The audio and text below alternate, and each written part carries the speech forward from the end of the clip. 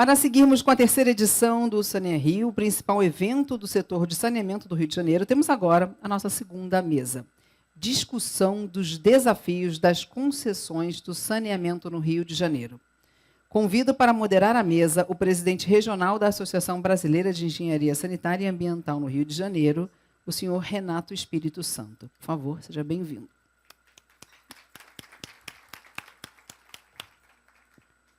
Para compor a mesa, eu convido o Procurador-Geral da Agência Reguladora de Energia e Saneamento do Estado do Rio de Janeiro, o senhor Marcos Vinícius.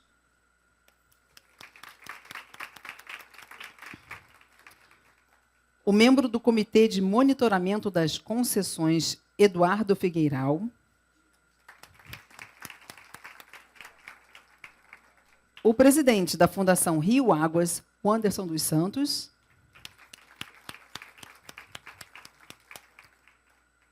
E liderança na Associação do Pavãozinho Cantagalo, Sávio da Silva. Vou pedir aos senhores, antes de se sentarem... eu seguro aqui para o senhor. Tirar uma foto oficial. Deixa eu segurar aqui. Muito obrigada. E aí, depois a gente já passa.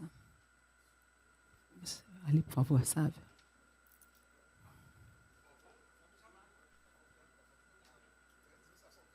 Meu Deus. Não é porque os últimos serão os primeiros. Convido nesse momento o senhor Bruno Sasson, diretor do Instituto Rio Metrópole.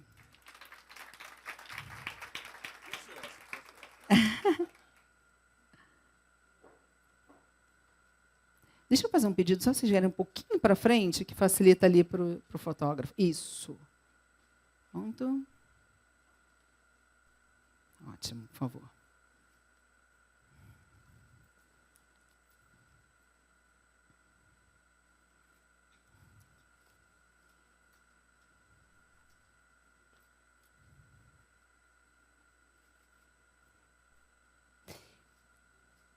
Eu vou passar,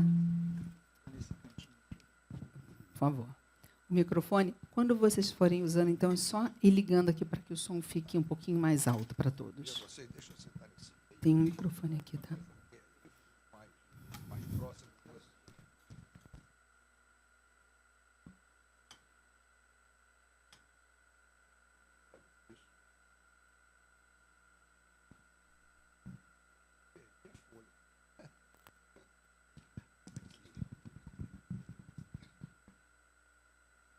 Boa tarde. Tá bem, né? Não vou perder a oportunidade. Boa tarde, com saudações alvinegras. Não poderia deixar de perder a oportunidade. Bom, eu vou ser o mais breve possível, pelo adiantado da hora já. Nós deveríamos estar começando às 2h, na verdade já são quase 2h30, 14h30. E eu vou... Cada palestrante vai ter aí os seus 20 minutos, com 15 minutos eu aviso, que é para dar tempo aí. Mas vamos tentar manter os horários, por favor, porque realmente é complicado. Deixa eu aproveitar só fazer um pedido também para o senhor. Sim. As nossas recepcionistas estão aqui ao nosso lado. Se alguém, por acaso, quiser fazer uma pergunta, só chamá-las, elas vão entregar um papel. Vocês colocam um nome, e-mail e a quem dirige essa pergunta. Se nem todas forem respondidas aqui, depois elas serão repassadas aos nossos participantes e respondidas na sequência. Isso, eu vou lhe passando. Ok. Bom, então, eu só queria dizer para vocês o seguinte. Esses eventos, de uma forma geral, a gente está acostumado a ver o evento iniciar. Às vezes ele é ótimo no desenvolvimento, é ótimo no entrelaçamento final, mas fica faltando alguma coisa. Essa alguma coisa nós entendemos de concreto, que é o resultado disso. Muitas vezes as coisas passam, alguém, eu ouvi falar naquele encontro e tal, mas não fica uma coisa clara para que se possa pensar em dar andamento àquilo que foi discutido. E aí eu queria dizer para vocês que a ABS hoje pensa exatamente dessa maneira. E o exemplo disso é o primeiro evento que aconteceu, que falou, o tema principal era captação de tempo seco. E aí, hoje eu posso dizer com muita alegria que a ABNT, em função daquelas discussões, ela resolveu criar uma comissão para uma norma técnica sobre captações de tempo seco, que não existia. Esse texto base foi concluído em novembro agora, após 10 meses de trabalho. Mais de 59 representantes de concessionárias públicas e privadas, empresas de consultoria, universidades, etc., participaram desse trabalho. Então, nós, da ABS, hoje, nós nos sentimos recompensados por isso. Foi o resultado, mas foi um resultado que aconteceu porque um grupo se juntou, foi procurar a BNT, e, a partir daí, então, nós tivemos essa consequência ótima, esse resultado maravilhoso. Nós vamos ter aqui, no final desse evento, a elaboração de um resultado que a gente pretende que se transforme em uma revista, que está sendo feita, vai ser feito, né? Já está sendo feito através da Faculdade Instituto Rio de Janeiro, que é parceira nossa no evento, e tem exatamente isso, a finalidade de deixar uma marca, deixar uma informação, deixar algo de concreto para que se possa evoluir um pouco mais nesse tema. Então, tentando avançar nisso, a gente vai conseguir, aí no futuro, ter alguma coisa concreta nessas discussões. A discussão desse painel fala sobre os desafios das concessões.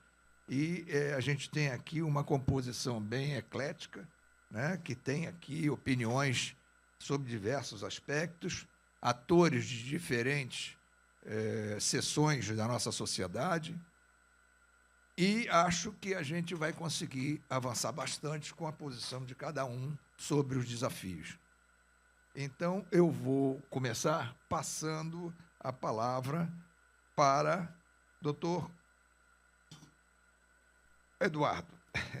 Não ia falar Eduardo, não, mas aí você apareceu, falou Eduardo, então vai ser o primeiro. Eu ia falar Wanderson. Não, mas vai. Falar em pé aqui, boa tarde a todos. Vou falar aqui em pé, porque tem a parte aqui que dá mais difícil de ver.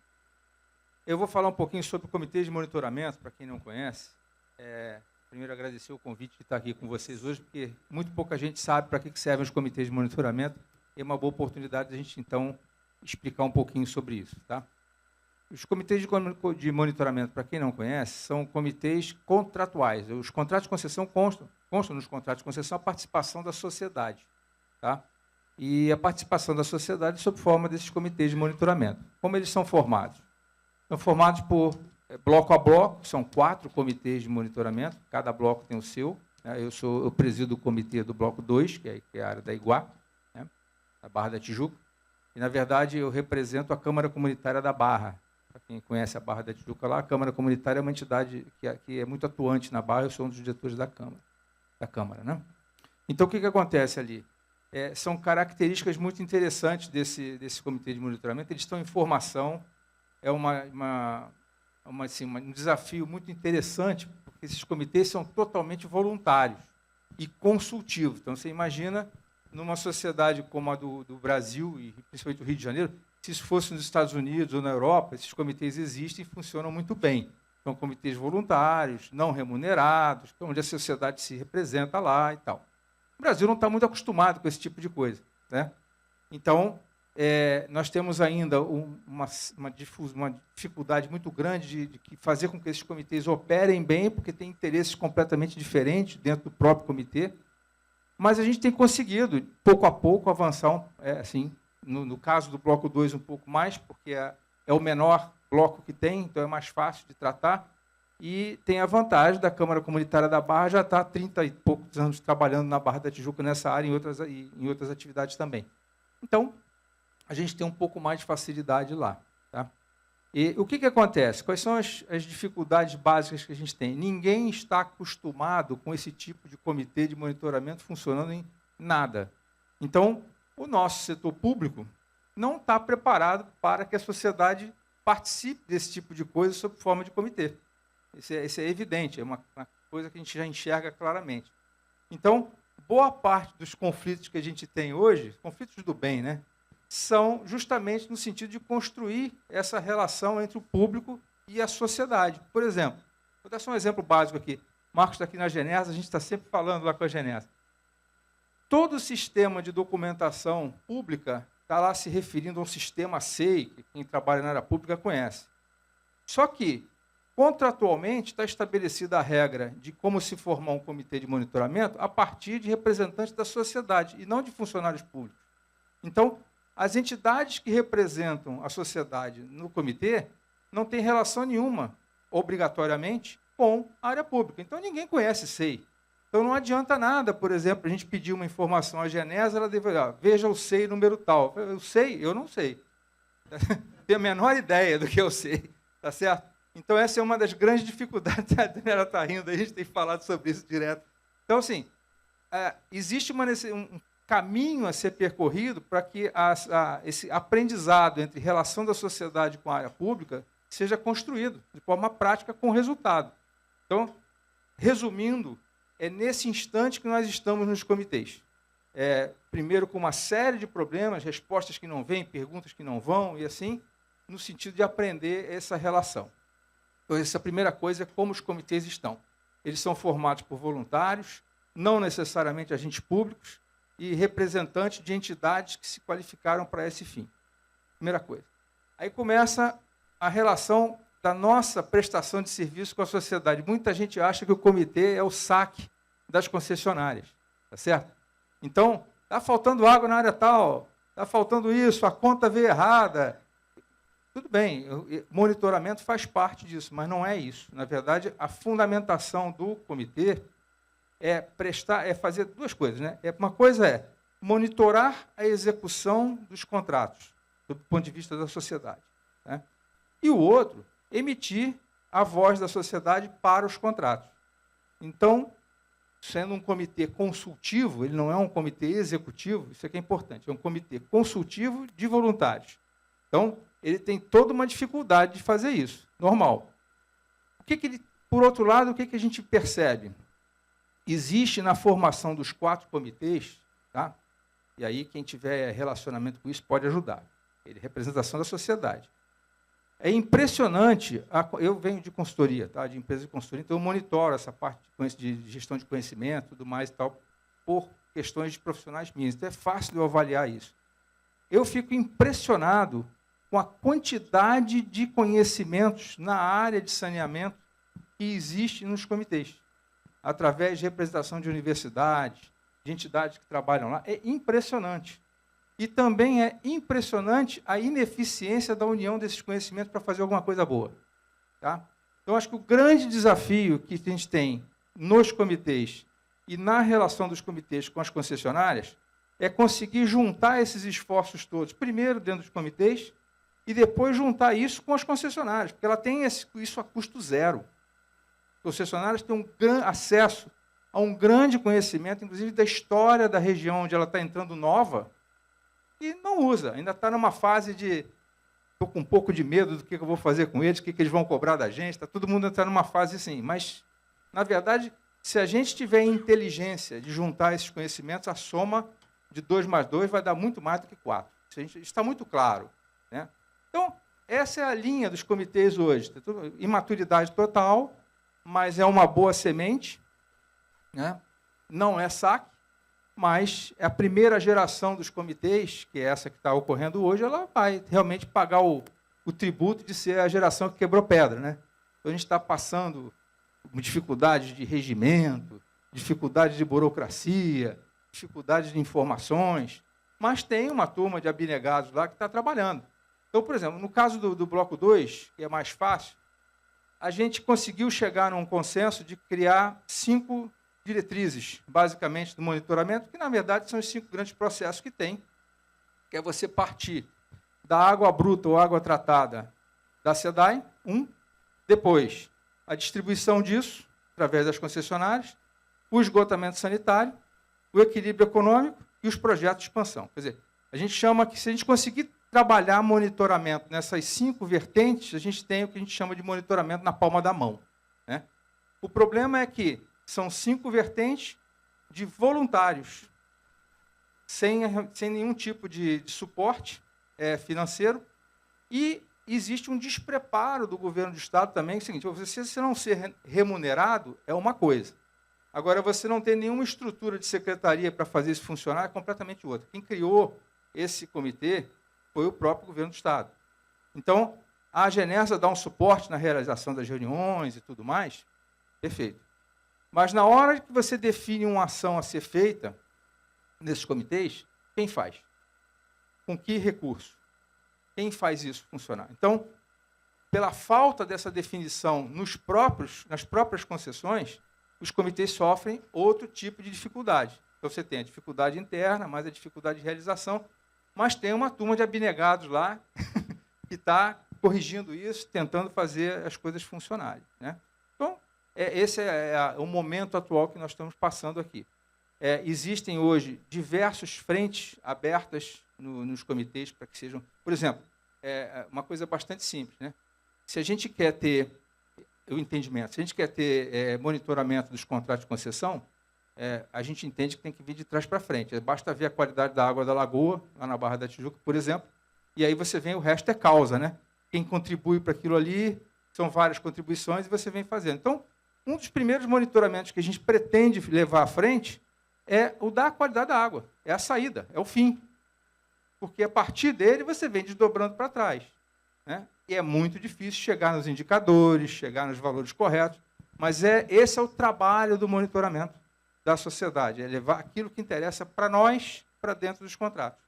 Esse aqui é o, assim, a grosso modo, para não avançar muito, é o papel de um comitê de monitoramento. São 4 comitês, eu represento aqui o bloco 2, né? E acho que é isso que, por enquanto. Tá bom? Obrigado a todos. Obrigado.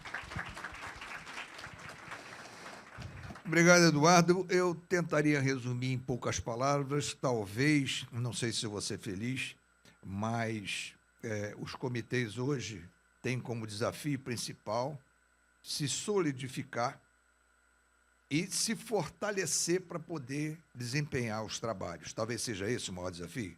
Perfeitamente. Isso inclui a operacionalização do próprio comitê, o suporte de operação que ele não tem e a inserção dele no contexto do saneamento, que não é feito hoje. Okay. Essas 3 partes.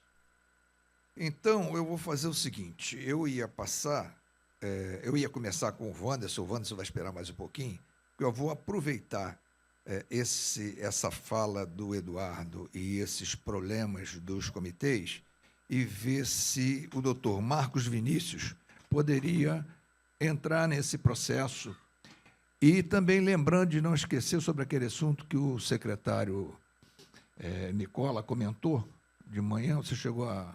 Não? Então, não sei se a gente tem aí, se a gente tiver alguma coisa, que ele fez alguma menção de que você poderia dar uma informação.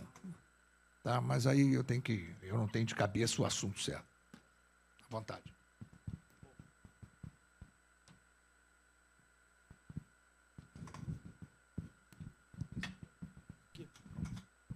Alô? Bom, boa tarde a todos.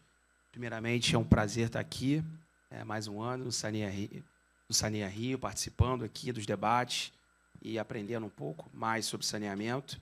Queria agradecer aqui, primeiramente, agradecer ao convite que foi feito pela ABS, e também dar boa tarde aqui, boa tarde especial para os meus companheiros de mesa.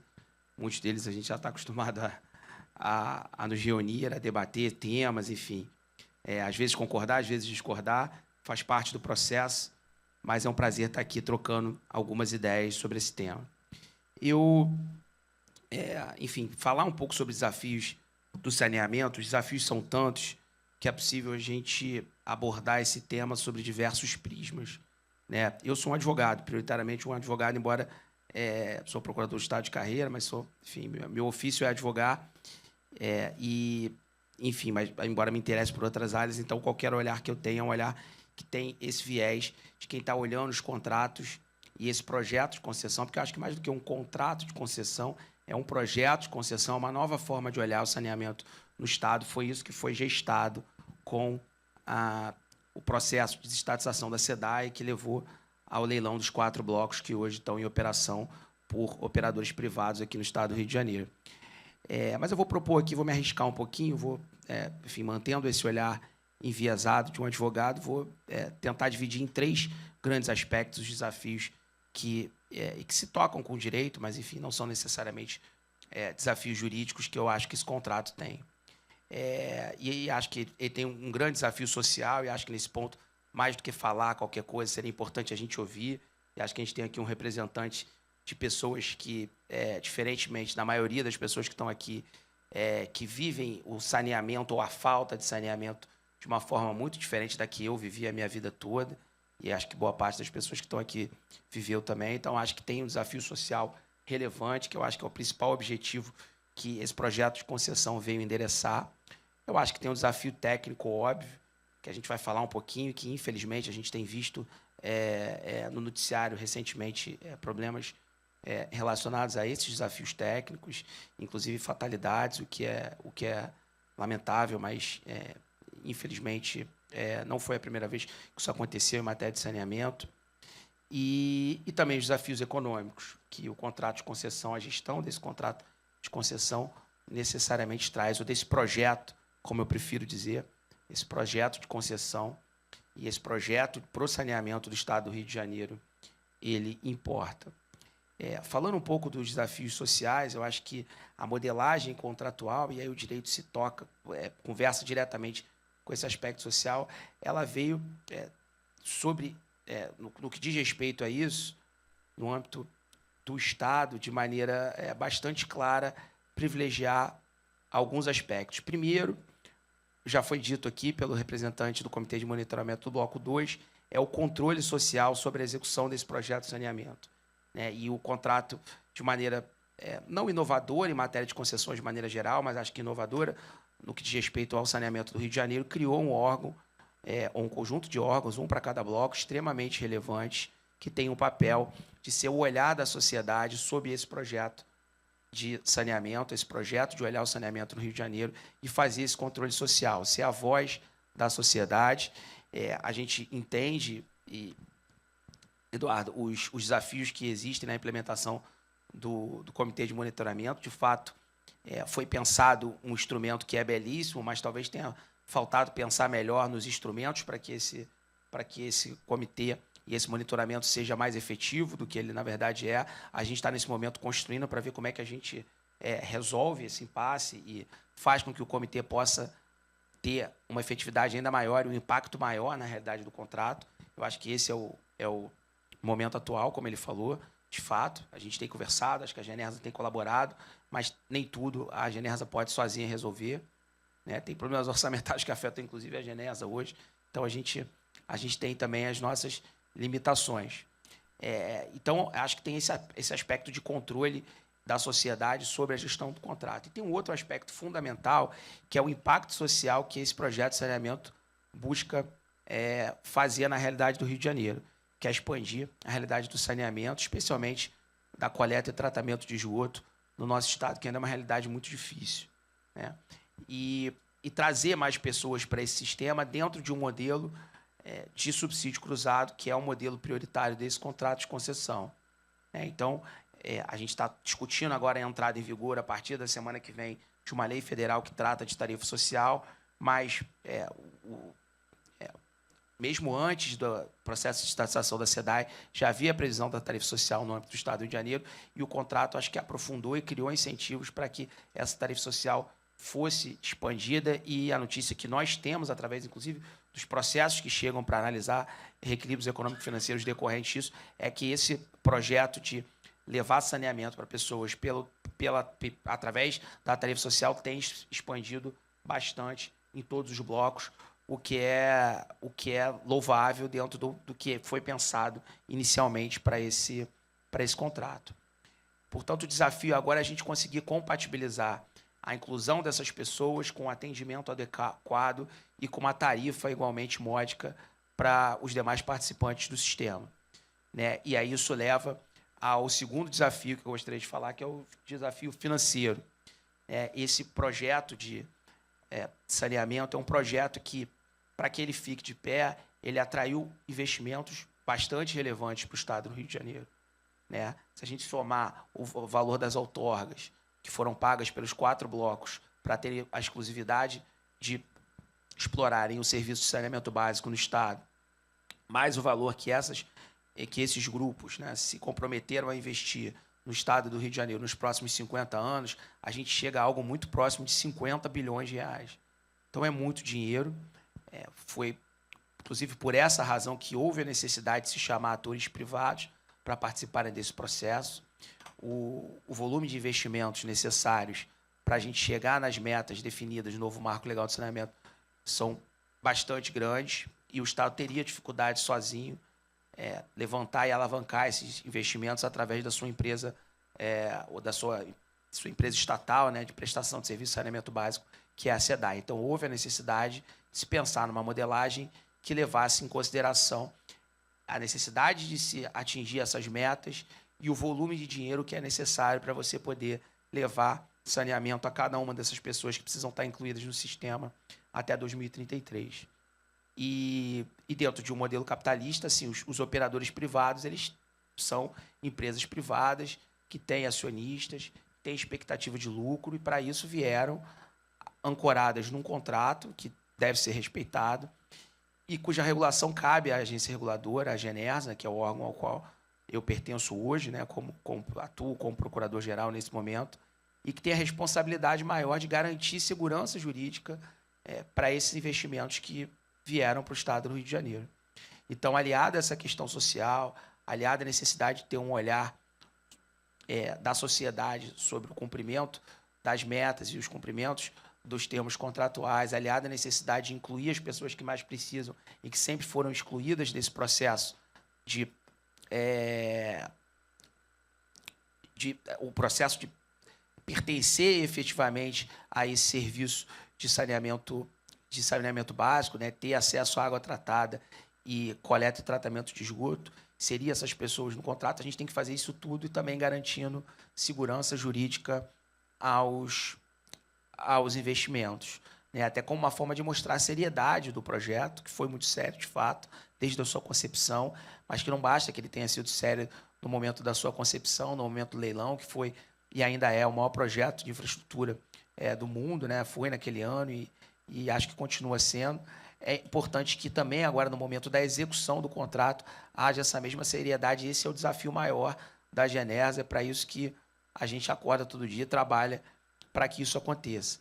E essa segurança jurídica, de certa forma, também tem que se aliar à questão social e à necessidade de modicidade da tarifa. Quer dizer, há uma preocupação grande também da Genersa, e é um dos mandatos que está expresso na lei da agência, a necessidade dela olhar para o valor da tarifa e, respeitado as determinações contratuais, ter sempre um olhar que priorize uma tarifa que seja pagável, né, pelo maior número possível de pessoas, para que esse projeto financeiramente também fique de pé, porque a inadimplência também pode ser um problema para o próprio projeto privado, para a própria operação privada. Então, esse é o grande desafio. Poderia falar 2 horas aqui sobre esse ponto especificamente. Quase que o dia a dia da agência. A gente tem mais de uma dezena de pedidos de equilíbrio econômico-financeiro do contrato já. A gente tem sido bastante diligente na análise de cada um desses pedidos. E é um desafio diário, extremamente técnico, que a gente tem buscado desempenhar da melhor forma possível. E por fim, tem um desafio técnico que é evidente, né? E aí acho que isso toca um pouco aqui o que o Bruno vai falar pelo IRM, possivelmente, enfim, mas é o desafio que o Bruno, de certa forma, tem um papel relevante lá no IRM para tentar tocar. Esse é um projeto que teve por opção dividir o estado do Rio de Janeiro em 4 grandes blocos.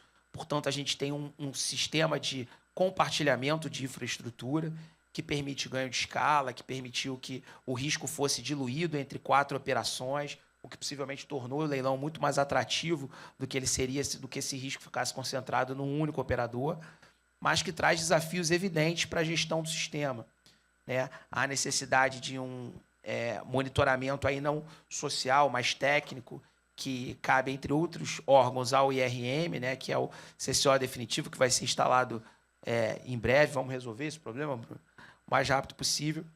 E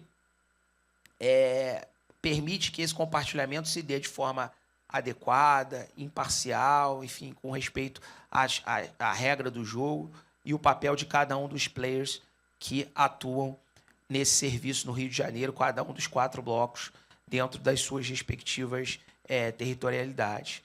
Então, esse desafio técnico ele é também complexo, porque ele envolve ainda, digamos assim, um terceiro elemento, né? Além do operador privado, do regulador, também do próprio IRM, um quarto elemento, então, talvez, que é a SEDAI, que continua tendo um papel relevante na produção de água, né, e na venda de água no atacado para esses 4 blocos, e que opera também parte dessa infraestrutura compartilhada, inclusive porque continua prestando serviço de distribuição para outros municípios que não estão nesses 4 blocos, mas que, de certa forma, também usam essa rede compartilhada indiretamente para fazer com que a água, por exemplo, chegue na ponta para Niterói, a água tem que passar pelo bloco 4, entre outros exemplos possíveis. Então, tem um desafio técnico de gestão do sistema que não é simples. Eu não sou sequer a pessoa mais adequada para tratar desse tema. E é algo que a gente está vivenciando na prática também, tentando arbitrar os conflitos que existem. Tem um sistema também próprio para isso, e a agência como fórum último para poder decidir os eventuais conflitos que não sejam resolvidos de maneira consensual por todos os operadores. Portanto, acho que os desafios são múltiplos. Como alguém que trabalha no órgão regulador, né, eu acho que talvez o meu papel aqui seja mais até de ouvido que de falar. Acho que tem pessoas aqui que vivem esse drama na ponta e sobre os mais diversos olhares. Eu citei aqui pelo menos 3 colegas de mesa que acho que tem uma contribuição específica para dar, cada um a partir do seu ponto de vista. Mas é isso, eu acho que essa seria a minha visão como advogado de alguém que está há 3 anos diretamente trabalhando no órgão regulador e tentando da melhor forma, da forma mais técnica possível e séria, desempenhar esse papel de regular esses contratos e fazer com que aquilo que foi assinado pelo Estado do Rio de Janeiro lá em 2021 seja cumprido e continue sendo cumprido. É isso. Boa tarde. Estou à disposição aí para eventuais perguntas e debates, se o tempo permitir. Obrigado, presidente.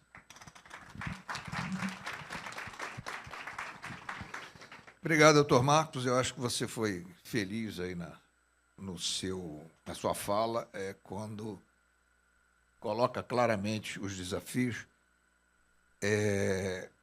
No entanto, a parte técnica, como você mesmo disse que o doutor Bruno poderia complementar, eu vou passar na ordem aqui para ele, então. Por favor, doutor Bruno. Bom, obrigado. Obrigado pela ABS, pelo convite aqui de estar participando, de estar representando o Instituto Rio Metrópole, né?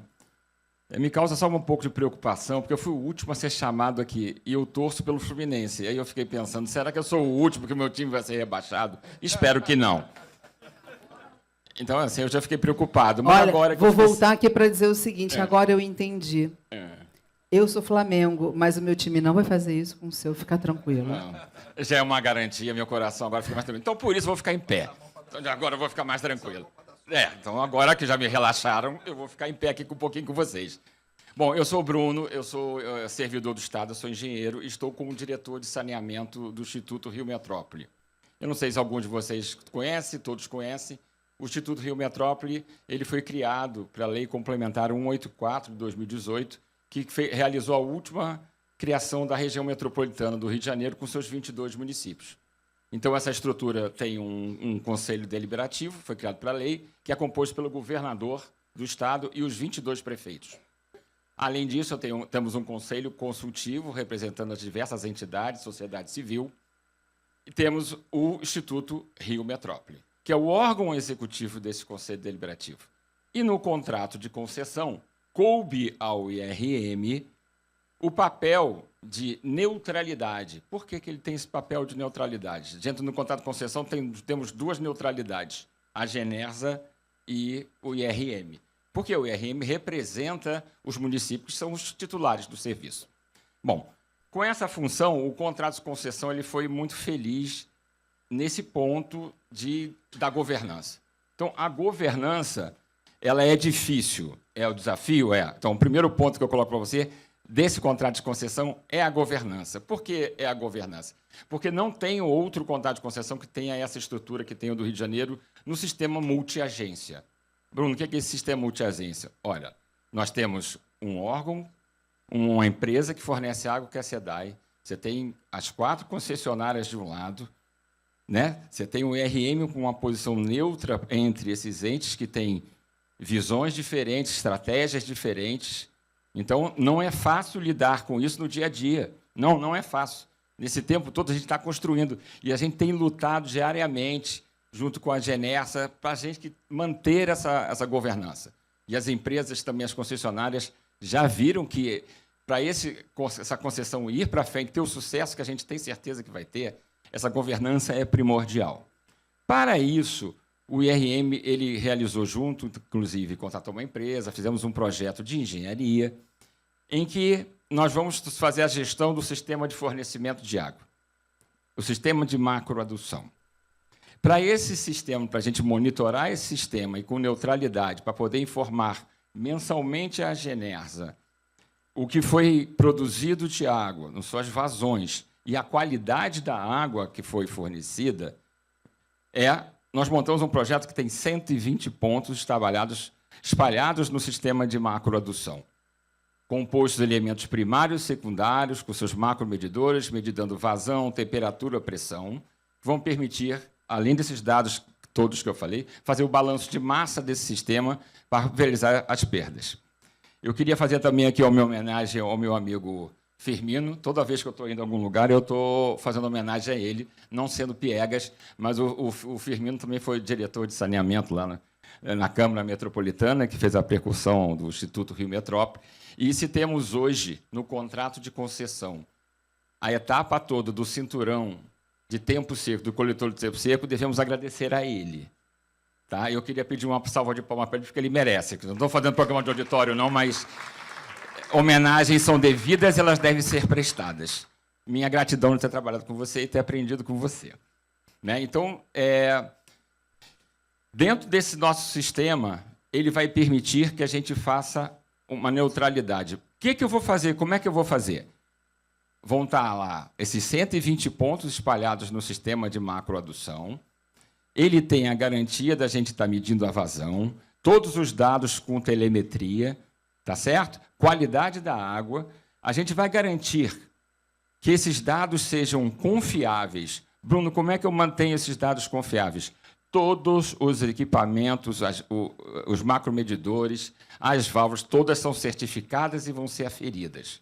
Então, eu estou garantindo que aquele dado que está sendo capturado, ele seja confiável. Ele sendo confiável, muito bem, já tem uma garantia aí de neutralidade do que ele está sendo produzido. Depois, como é que você faz? Eu tenho que garantir que ele esteja íntegro. Então, da viagem do campo com a telemetria até o nosso centro de controle operacional, tá certo? A gente vai garantir que esse dado todo seja íntegro. Esse dado íntegro chegando no centro de computador operacional é um centro de TV? Não, não é um centro de TV. Ele ali tem sistemas informatizados, né? Nós temos o supervisório, digital twin, e nós vamos permitir que todos esses dados que são confiáveis e íntegros se formem o quê? Informação para a tomada de decisão. Essa é a concepção do sistema. Essa é a parte bacana do sistema. E a gente vai aprendendo com as decisões, né? Porque a melhor decisão é sempre a próxima, tanto em projetos como na nossa própria vida. Então, nós vamos aprendendo o que acontece nesse sistema, que ele é um organismo vivo, o sistema de macroadução, e à medida que a gente vai aprendendo. Fecha a válvula aqui, aperta aqui, o que acontece lá? O que hoje a gente não tem visão, nós vamos passar a ter. Todo esse sistema vai estar integrado. E isso vai garantir que a gente possa avançar. Mas é só isso? Não, não é só isso. Nós realizamos também, lá no Instituto Rio Metrópole, concluímos agora, sexta-feira, utilizamos sempre a sede do Nilo está aqui, da CAERJ, que sempre nos abrigou, o Plano Metropolitano de Saneamento. Nós já tínhamos realizado o Plano Metropolitano de Resíduos Sólidos. Para quê? Dentro do marco legal de saneamento, nós temos a estrutura federal, criamos o Plano Metropolitano de Saneamento, e ele vai permitir, com diretrizes emanadas por os municípios, para os municípios também refazerem, fazerem quem não tem, fazer o seu plano, que passa a ter uma estrutura de planejamento integrada entre os entes com dados atualizados, o que foi muito difícil para a gente conseguir. Então, hoje, nós temos um documento mais robusto e bem melhor sobre a realidade da região metropolitana que se tinha na época que foi realizado o estudo pelo BNDES. Então, hoje, eu tenho certeza, eu posso afiançar para você, depois de 17 meses de trabalho, que hoje nós temos um plano metropolitano robusto e com dados bem melhores, mas, contudo, tiveram a participação dos comitês de bacia, da ABS, da SEDAI, das concessionárias, dos municípios. Então, nós debruçamos muito sobre as necessidades. E o que isso aporta? Aporta que nós temos a possibilidade de, a cada revisão que o contrato de concessão assim o tiver, ele possa avançar. Né? Nós vamos estar sempre tendo um plano como norte, permitindo que a gente avance no saneamento. Né? À medida que a gente conhece melhor a situação, o problema, eu posso ter uma solução devida. Eu fiz uma coisa errada? Não. Não. Então, voltamos. Então, já que não fiz nada de errado, vamos lá, me cortou até um pouco aqui, eu vou ter que pegar de novo o ritmo. 1, 2, 3. Vamos lá. Eu tendo a ideia do que eu estou conseguindo, o que a gente identifica? Ora, na concessão, as empresas têm um plano de diretor de investimentos. Precisamos detalhar melhor o plano de diretor de investimentos.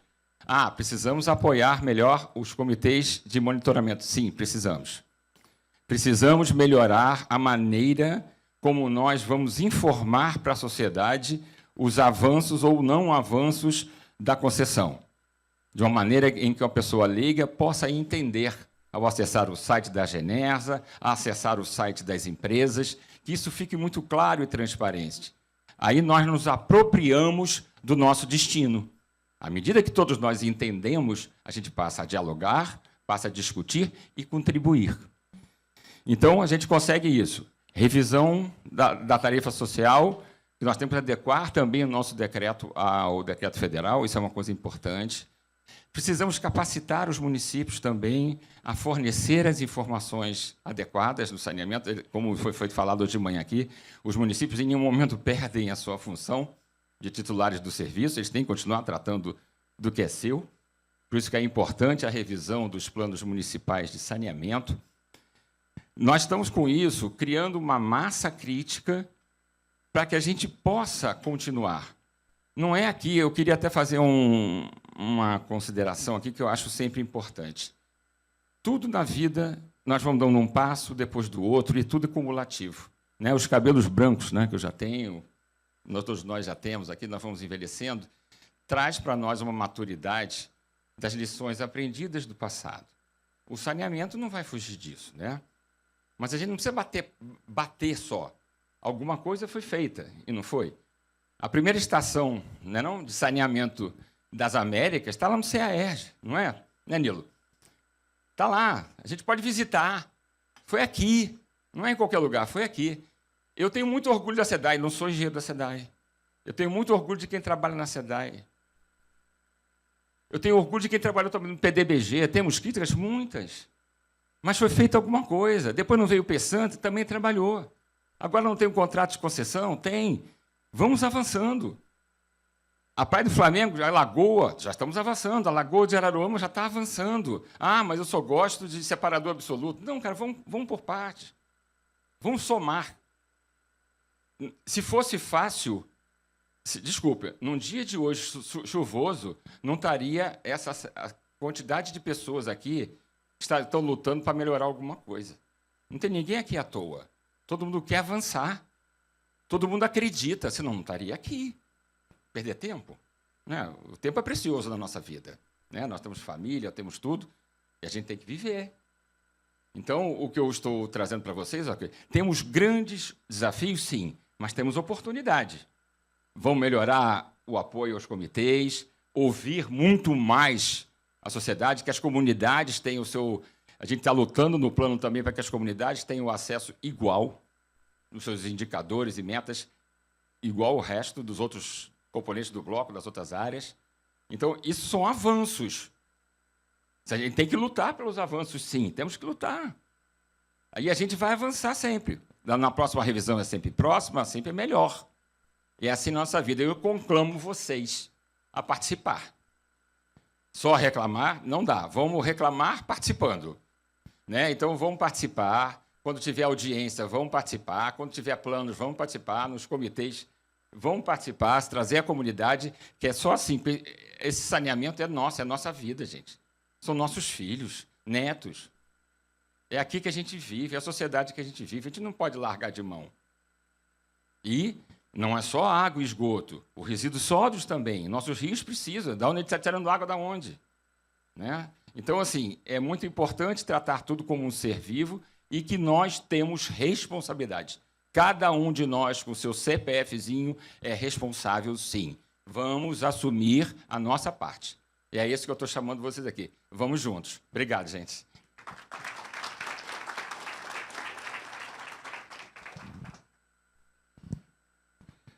Obrigado, doutor Bruno.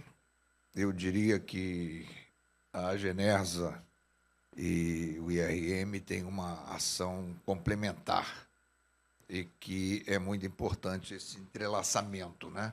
Essas informações, elas permeiam e, no final, subsidiam os dados finais.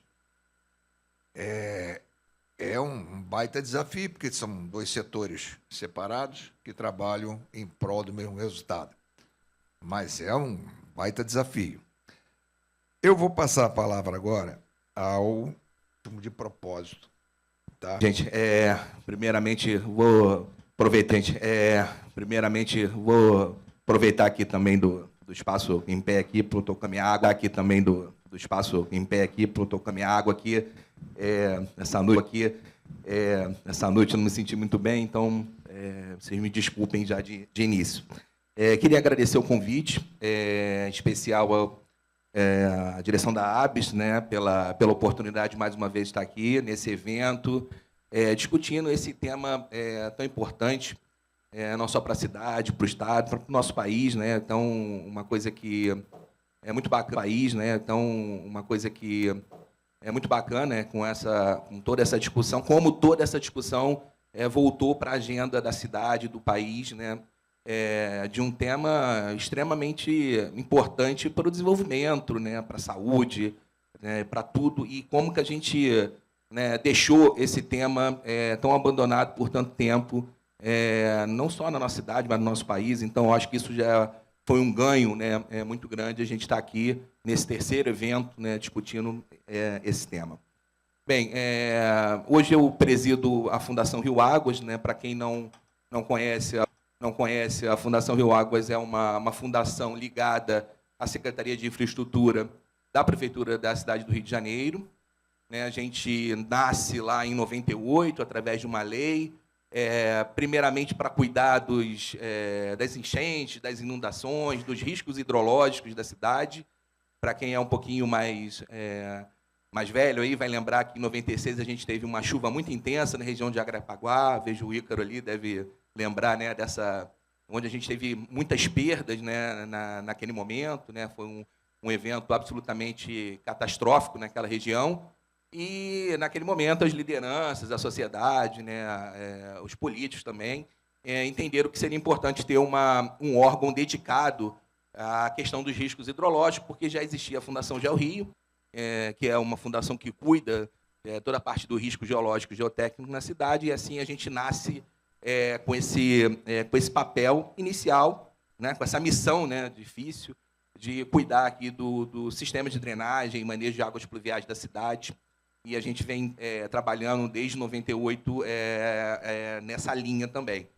E aí, em 2012, né, a gente recebe aí uma missão, né, uma nova competência de atuar na regulação do contrato de concessão da Zona Oeste da cidade, né, na área da P5. A gente tinha, né, na verdade, em 2007, houve um acordo entre a Prefeitura e o Governo do Estado.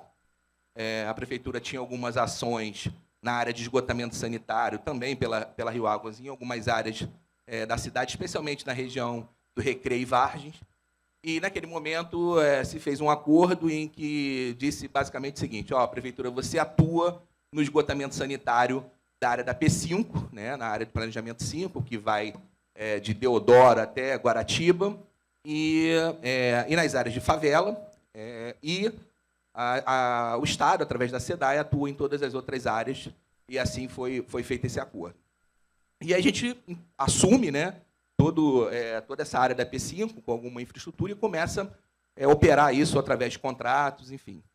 E aí, em 2009, né, na primeira gestão do prefeito Eduardo Paes, surge a ideia, né, de se fazer uma concessão. E um processo muito parecido do que aconteceu agora em 2021, 2020, né, que começou um pouco antes, obviamente, né, com a concessão da SEDAI.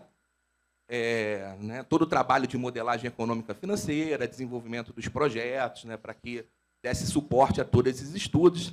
Eu me lembro que, imagine, em 2009, né, existia um ceticismo absurdo em relação a esse projeto, né, como isso vai dar certo, só uma concessão de esgotamento sanitário numa área carente de infraestrutura, onde a gente tem muitas dificuldades ainda de abastecimento de água, como que a gente vai atuar só com esgotamento sanitário? E só lembrando aqui que a gente tinha pouca segurança jurídica, né, porque o marco regulatório é 2020, e, apesar de todas essas dificuldades, né, a gente avançou, a prefeitura avançou com esse projeto, e em 2012 a gente inicia, depois de uma concessão pública, inicia esse contrato de esgotamento sanitário na área da P5.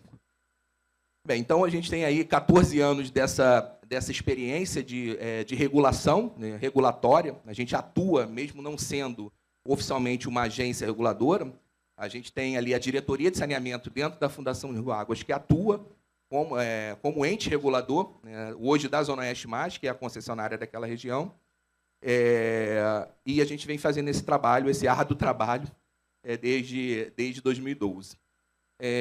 Obviamente, nem tudo são flores, né? A gente, né, muitos aprendizados, eu vejo muitas pessoas aqui que passaram pela concessionária ao longo desse período, mas eu acho que o mais importante é dizer que a gente conseguiu evoluir, né? Então, acho que essa é a primeira mensagem que a gente traz aqui, é que é possível, sim, né? E eu acho que essa é uma mensagem de otimismo, né, quando a gente olha esses novos contratos aqui, né, que são regulados pela Genersa, né, fruto da concessão da SEDAI, que eles são possíveis. Obviamente, existe toda uma discussão regulatória, uma discussão técnica, num contrato que, como foi colocado aqui um pouco mais cedo, está apenas iniciando. A gente obviamente, precisa se organizar como agência reguladora, como poder concedente. Eu acho que esse é um dos principais desafios desse modelo. A gente precisa estar bem estruturado para que a gente possa discutir, porque a função da agência reguladora é ser um árbitro nessa história, né? Então, a gente não é nem a favor do poder concedente, a gente também não é nem a favor do consumidor, e tampouco a favor da empresa, né? Eu gosto sempre daquela imagem, muitos dos senhores já devem ter visto, daquele triângulo equilátero, né, que expressa bem o que é o ente regulador. Ele precisa manter esse triângulo equilátero que tem nas vértices, né, o consumidor, o poder concedente e a empresa prestadora, seja uma empresa privada ou pública. E a função do ente regulador é manter, né, esse triângulo equilátero, que nenhum desses lados sejam tensionados, nenhum desses vértices, né, sejam ali atacados. Então, essa é a grande, né, função, né? E também para que o contrato tenha transparência, para que a gente possa ter um acompanhamento dos indicadores, das metas, para que a gente possa garantir a efetiva participação social, como o Eduardo colocou muito bem aqui, né? E acho que esse é também um dos desafios, né? Como a gente consegue implementar, né, incrementar ainda mais essa participação social. E aqui eu já faço um parênteses, a gente está com a nossa agenda regulatória, né, que é o nosso planejamento para 2025 e 2026, aberta para consulta pública lá no nosso site. Então, quem tiver alguma contribuição, né, o que vocês querem que a gente faça, né, como agência reguladora nesse contrato específico da Zona Oeste, pode entrar lá e fazer a sua contribuição para que a gente desenvolva essa agenda, e essa agenda fica disponível lá depois para que todos possam acompanhar qual é o planejamento da Fundação Rio Águas, da Diretoria de Saneamento, para os próximos 2 anos. Quem for lá agora no site vai ver que tem a agenda, né, de 2024 e 2023. Então, isso aí é muito importante, eu conto com a colaboração de todos vocês lá. E eu acho que, como foi colocado aqui um pouco mais cedo pelo Daniel Moura, o presidente da Zona Oeste, a gente avançou né, bastante. A gente sai de uma cobertura de 5% e chega a 60% nos 10 primeiros anos, né, a primeira meta de 2022. A gente recupera e amplia grandes estações na ET Deodoro, a ET Vila Kennedy, a ET de Distrito Industrial. A gente implanta a ET Bangu, né, do zero, que é uma ET para mais de 300 mil pessoas, fica ali na região de Jericinó, um equipamento super sofisticado que está lá. E o mais importante, né, é que a gente tinha realmente um histórico na cidade muito ruim da gente conseguir fazer as estações, conseguir fazer esses grandes equipamentos, mas não conseguir fazer as redes finas, a conexão, né, dos domicílios, né? Então a gente acabava tendo aí as estações, mas não tinha esgoto chegando, né? Isso era uma coisa muito comum, né, aqui na nossa cidade, no nosso estado e no Brasil também. Então, quando a gente parte para esse planejamento, quando a gente entrega o sistema de Marangá, da ET Deodoro, quando a gente entrega o sistema da Vila Kennedy, quando a gente entrega o sistema de Bangu, o sistema Sarapuí, a gente está entregando também, né, toda a rede fina, todo o sistema de elevatórias, né, as conexões, né, a conexão dos domicílios na rede implantada, né, que eu acho que esse é o nosso grande desafio. Isso é algo que a gente vem perseguindo lá, porque não basta só a gente ter disponibilidade, né? A gente ter uma rede ali com um destino adequado. A gente quer, né, na verdade, o saneamento na veia, né? A gente quer que a pessoa esteja conectada, que a casa, que o edifício. Então, aí esse é o nosso grande desafio que a gente tem perseguido. E como a gente, né, o doutor Marcos falou, a questão, né, do desafio da discussão, dos reequilíbrios, né? Então, a gente sempre olha o reequilíbrio como uma via de mão única, né? Sempre da empresa, algum benefício para a empresa e tal. E, na verdade, a gente precisa olhar esse processo com muita tranquilidade, com muita normalidade, faz parte desse processo regulatório. E isso pode trazer benefícios também para o contrato. Isso não é exclusivamente para trazer benefícios, aumentos de tarifa, nada disso. É a oportunidade da gente poder discutir o que a gente acha que não está certo, né? Então, nós já discutimos reequilíbrio, né, em 2018, onde, obviamente, a concessionária coloca lá todos os seus pontos de vista, os seus pleitos, e isso é avaliado, né, como o doutor Marcos colocou aqui pela Genersa. Não é um trabalho simples, né, é um trabalho muito técnico, administrativo, jurídico, um trabalho de contabilidade também, né, onde a gente faz essa avaliação. Mas, nesse mesmo momento, né, dessas avaliações, né, de possíveis desequilíbrios financeiros, né, para que a gente tenha a sustentabilidade econômica desses contratos, que é algo importante. A gente não quer que o contrato acabe, né? A gente quer que seja suportável, que a tarifa seja suportável para quem pague, né, que é a modicidade tarifária, suportável para quem pague e também justa para quem presta o serviço, né? Eu acho que esse é o nosso grande desafio. Mas nessa discussão em 2018, a gente trouxe coisas muito importantes, né, da nossa experiência dos anos anteriores, como a operação, né, como acho que o Daniel colocou um pouco mais cedo, a operação das unidades de Minha Casa e Minha Vida. Então, a gente colocou dentro do contrato a operação de 150 unidades do Minha Casa e Minha Vida, que era uma dificuldade naquela região, né, com muitas, onde uma região cresceu bastante, né, em função dessa política habitacional. Isso era um problema, em geral, para o síndico, né, desses condomínios né, era um tema que ele não dominava, em boa parte dessas estações não estavam funcionando. Isso tinha também um custo operacional de se pagar ali uma empresa, né, e a gente sabe que a grande dificuldade dessa política é o condomínio, né, que acaba ficando um pouco mais caro e o proprietário, né, o condomínio acaba não conseguindo arcar, né? E, além disso, ele tinha o gasto de energia, né, em função das elevatórias e da estação e tal. Então, quando a gente colocou isso, a gente absorveu, né, essas estações para dentro do contrato e a gente tirou, né, esse custo também da operação desses condomínios, que foi algo muito importante para aquela região. Também colocamos a questão do contrato de interdependência com o sistema de drenagem, né, onde a gente passou o sistema de drenagem, onde não tinha cobertura com destinação final do sistema de esgoto, onde a rede era unitária, né, essa manutenção em diâmetros até 600 milímetros passou a ser responsabilidade da concessionária Zona Oeste+. Então, isso também desafogou, né, a prefeitura, né, que tinha ali, né, como obrigação fazer, né, a manutenção do sistema de microdrenagem daquela região. Então, assim, a gente precisa olhar, né, esses momentos também como uma oportunidade para a gente colocar, né, inovações, né, ajustar temas que às vezes ficaram esquecidos, né, num processo desse tamanho, né, a gente vai sem dúvida nenhuma, ter que fazer alguns ajustes ao longo do tempo, tá? E uma coisa importante também, né, que a gente identificou, e era algo que a gente, né, sofria bastante críticas, né, e sempre quando acontece uma concessão, né, é que, sem dúvida nenhuma, a tarifa ficaria mais cara, né? Então, a gente passou por muito tempo, né, em alguns momentos, com a tarifa 25% menor do que a tarifa do restante da cidade.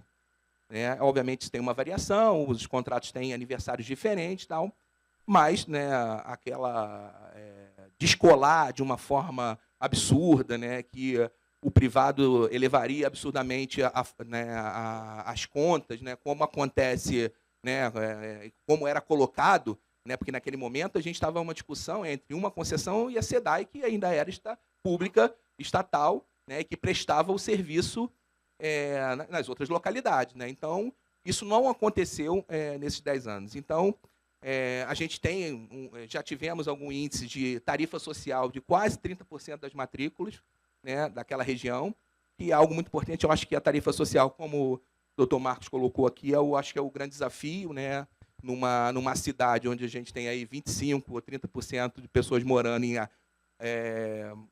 áreas irregulares, em favelas, em condomínios irregulares muito característicos lá da região da Zona Oeste, né? Como é que a gente coloca, né, essas pessoas nessa, né, e que o sistema fique de alguma forma sustentável, não onerando ainda mais as pessoas da classe média, né, que já sofrem bastante aí com a carga de tributos e tarifas e tal. Então, esse é um grande desafio que a gente vai precisar avançar, né, porque hoje o que a gente tem de modelo de tarifa, de tarifa social que a gente aplica única e exclusivamente um componente de localização.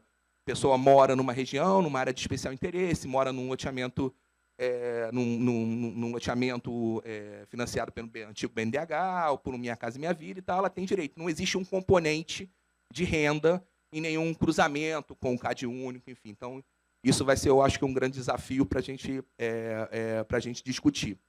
Então, só para dar uma finalizada, acho que a mensagem de muito trabalho, né, que a gente tem na cidade, mas que as coisas são possíveis, a gente tem avanços sensíveis, temos aí um plano de investimentos para até 2027 na região de Campo Grande, que é um dos bairros mais densos da cidade, né, com a previsão de construção do MAET ali, próximo da Avenida Brasil, né, do sistema Campinho, né, da Bacia Hidrográfica do Rio Campinho, para atender 500 mil pessoas, está em fase de licenciamento, juntamente com essa a implantação de todo o sistema de redes finas, elevatórias, né, e conexões. Então, a gente tem aí um planejamento de muitos investimentos até 2026, 2027. E acho que, para finalizar, né, com mais um desafio, né, como é que a gente, isso já colocado aqui até pelo secretário Nicola, né, mais cedo, né, que, né, a responsabilidade dos municípios e do Estado e do governo federal ainda, né, na participação, né, na necessidade de participar efetivamente desse processo. Não é porque, né, houve uma concessão que os investimentos por parte dos entes públicos não vão continuar. Né, eles precisam continuar. A gente tem toda uma área irregular na cidade, né, nós temos as favelas, né, o contrato traz aí uma rúbrica específica para os contratos, né, de concessão da SEDAI, uma rubrica específica para investimentos em áreas irregulares, mas a gente sabe que isso não resolve, né, todas as áreas irregulares. Então, a gente montou lá na prefeitura um comitê gestor para que a gente possa compatibilizar os investimentos da prefeitura com esses investimentos da concessionária, para que a gente possa, né, potencializar ainda mais, né, o atendimento dessas áreas irregulares, que a gente sabe que, né, são imensas aqui na nossa cidade. Então, a gente tem realmente um desafio de fazer esses investimentos. A prefeitura tem feito grandes investimentos aí, nos últimos anos, né, nos últimos 4 anos, boa parte na Zona Oeste, na Zona Norte da cidade, com programas específicos de urbanização, onde a gente implanta, né, a rede fina de esgotamento sanitário, né, e a gente onde possível a gente faz essa compatibilização e essa destinação adequada para os sistemas existentes. Então, a gente tem avançado bastante em conjunto com as concessionárias. A gente tem aí um investimento de mais de R$ 1 bilhão nessas áreas irregulares nos últimos 4 anos. Então, e ainda tem muita coisa para fazer. Mas e aí, quando a gente consegue adequar esses investimentos públicos com os investimentos privados, a gente consegue potencializar ainda mais o alcance desses investimentos. E eu acho que a grande notícia é que não tem trabalho para todo mundo, né? Nem só o privado vai conseguir resolver esse nosso passivo, e tampouco os entes públicos, porque realmente a gente tem aí a necessidade de investimentos de bilhões de reais para que a gente consiga fazer aí a universalização até 2033, que é um desafio grande, mas é importante. E eu acho que, para finalizar, de tudo que a gente pensa e sabe, né, e já colocado aqui, é que a gente não vai conseguir reverter isso de uma hora para outra. Isso é um processo de médio e longo prazo também. E por muito tempo, na cidade, no estado, no Brasil, a gente teve aversão à questão do planejamento, né? Tudo que se falava que era acima de 4 anos, ou talvez de 8 anos, ninguém queria fazer, porque não interessava, né? Porque existiam agendas pessoais e tal, e não eram agendas da cidade, né? Então, assim, e quando a gente fala de saneamento, quando a gente fala a gente precisa falar, né, dos investimentos de curto, de médio e longo prazo. A gente precisa pensar lá em 30 anos, a gente precisa pensar em 15 anos e tal, porque senão a gente nunca vai chegar a lugar nenhum, né? E nosso histórico mostra que foi isso que a gente patinou.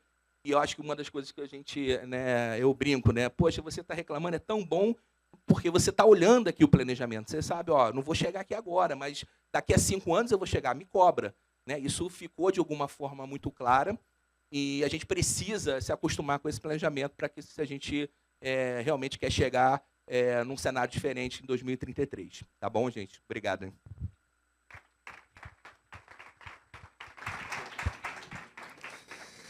Obrigado, Wanderson.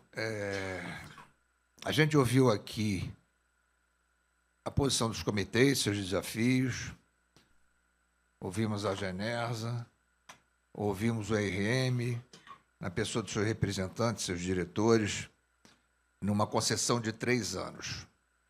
Ouvimos a posição do Wanderson numa concessão com a Rio Águas, Rio Mais, né? Não, Rio Mais. Eu entrei nas duas, Zona Oeste Mais, desculpa, entrei nas duas. Mas ouvimos aqui, então, o doutor Wanderson com uma concessão de 10 anos, já com uma visão um pouco mais definida e mostrando aí os seus desafios, o seu passado, trazendo aí suas experiências.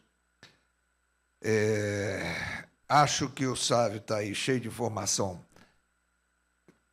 passando aí pela cabeça.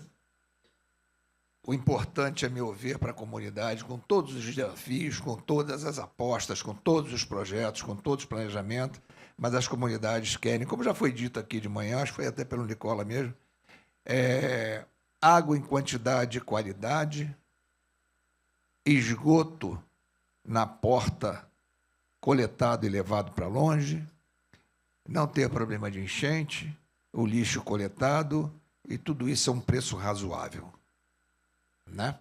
Acho que esse é o grande ponto que a gente deve levar para o futuro. Então, Sávio, está contigo aí. Boa tarde. Primeiramente, meu nome é Sávio Firmino Soares da Silva, sou vice-presidente da Associação de Moradores do Pavão, Pavãozinho e Cantagalo, sou vice-presidente também do Conselho Comunitário do Cidade Integrada, que fica ali em Copacabana, em Ipanema também. Sou produtor cultural da comunidade lá do Pavão, Pavãozinho, faço eventos de forró, sertanejo, pagode, e hoje eu tenho 28 anos. Atuo na comunidade, são 3 comunidades em uma, Pavão, Pavãozinho e Cantagalo. Somos 38 mil moradores, em média de 15 mil casas. E hoje a gente enfrenta um desafio muito grande. Eu vou tentar contar um pouco da minha história para vocês poderem entender. Há 5 anos atrás, a gente assumiu a Associação de Moradores. E a minha primeira demanda de casa foi da minha mãe. E a mãe falou, você vai resolver o problema de esgoto da comunidade. Eu falei, poxa, mãe, mas... Eu, na minha mente, automaticamente, o quê? Vou contratar um pedreiro para poder resolver ali. Ela, não, você vai lá na SEDAI, Você vai lá, você vai fazer todo o procedimento correto para poder trazer a melhoria para a comunidade. Só que a gente sabe que, infelizmente, a gente não tinha uma certa entrada no governo, seja lá no órgão que for. A gente não tinha, a gente ficava preso. A comunidade ela ficava restrita. Chegou na Sá Ferreira, e a comunidade do Pavãozinho, ela tem divisa com o Barão de Ipanema ali, que é Ipanema, e tem a Sá Ferreira, que é Copacabana. Só que a gente tinha um certo restrito, a gente não conseguia, a gente sofria certo preconceito. E quando a gente assumiu a Associação de Moradores, a gente conseguiu, através do Cidade Integrada, que hoje está atuando lá na comunidade, que é do Pavãozinho, Museu, Jacaré, entre outras, a comunidade Pavãozinho Cantagalho é um modelo do Cidade Integrada. E, através do Cidade Integrada, eu consegui entradas como Águas do Rio. Hoje a gente tem um número do diretor, a gente tem um número do presidente direto, que a gente consegue intermediar e tentar resolver os problemas diários da comunidade. E isso é muito importante. Coisas que a comunidade não tinha antigamente. Então, os problemas de saneamento básico, você descia, você subia, você tinha vala a céu aberto. Até hoje tem. Não vou mentir para vocês, até hoje a gente enfrenta essa dificuldade. Eu moro na última casa da última casa da comunidade. E lá a gente não é que nem a Rocinha. A Rocinha você vai, você pega a mototáxi, você vai de ladeira. Lá na comunidade não, é só escada. Tem que estar preparado. Academia, pega escada e vai. Então a gente enfrenta muita dificuldade. Porque eu vou dizer, tipo assim, as casas da comunidade, a maioria são em cima de caixa de esgoto, entendeu? E eu não sei como eles conseguem fazer isso. Aí depois, quando você vai tentar resolver um problema, já é tarde, porque aquilo ali já afetou, já deu infiltração dentro da casa dos moradores. Então é muito complicado. A logística dentro da comunidade é muito, muito complicado. E quando a gente assumiu a associação, a gente fez essa reunião com os diretores da Água do Rio, do pessoal que trabalha diretamente com esgoto também, e eles explicaram essa dificuldade dentro da comunidade, que é a logística, entendeu? Dentro da própria comunidade, porque ela é uma comunidade muito íngreme, entendeu? Ela não tem ladeira. Até para se fazer uma obra de infraestrutura por melhoria é complicado. E lá os moradores, eles são muito participativos dentro da comunidade, no momento que você haja com transparência e profissionalismo com eles. Então o morador ele se sente à vontade em poder dar opinião, de poder ajudar. Eu posso dizer, a favela é potência, porque tem muitos moradores que têm bastante inteligência, que são profissionais nesse ramo, que estão ali para poder ajudar. Mas ele se sentiu o quê? Quase ele não tinha voz para poder chegar lá e dar uma opinião, porque a gente não tinha essa abertura. Então, o que a gente fez na associação? Nossa primeira ideia, criamos um conselho comunitário, que a Cidade Integrada já automaticamente deu essa oportunidade para a gente poder fazer na comunidade. A gente chamou o pessoal da Águas do Rio, um do bombeiro, um da prefeitura, um do governo, aonde a comunidade ela apurava, ela fez o levantamento de demanda, repassou para a associação e ali a gente debatia. Então, o nosso primeiro ponto, água potável na comunidade. A gente não tinha esse acesso. Hoje a gente tem. Por quê? A gente conseguiu fazer um trabalho em conjunto, um trabalho eficaz, onde a gente conseguiu atingir o objetivo positivo que a empresa queria e o que a gente também sempre quis. Porém, como eu falei, você chegar numa comunidade, cobrar uma taxa, uma tarifa social, numa comunidade que está há mais de 40 anos sem ter costume de pagar R$ 24, a comunidade fica assustada. Entendeu? E logo depois você pagar uma taxa de esgoto de mais de R$ 24 e você não está acostumado com aquilo, aí eu ficava pensando na associação, caraca, como que eu vou explicar isso para a comunidade? Como que a comunidade vai entender que aquilo ali é importante? Eu nunca fui contra, pelo contrário, sempre fui a favor. Entendeu? E hoje, querendo ou não, eu pensei logo assim, quando, poxa, vocês têm que pagar. Não, vai criar uma certa responsabilidade, porque, querendo ou não, a água é uma responsabilidade para todos. E o morador não tinha esse senso, não. O morador ligava o chuveiro, o morador fazia isso e deixava a água. Vai que vai, entendeu? Não tinha aquela responsabilidade. Então, aquilo ali, para eles, água era como se fosse cerveja. Vai, tá ótimo. Não, hoje não. Hoje o morador pensa 2, 3 vezes antes de querer gastar água à toa, porque, querendo ou não, o hidrômetro está contando, está ali.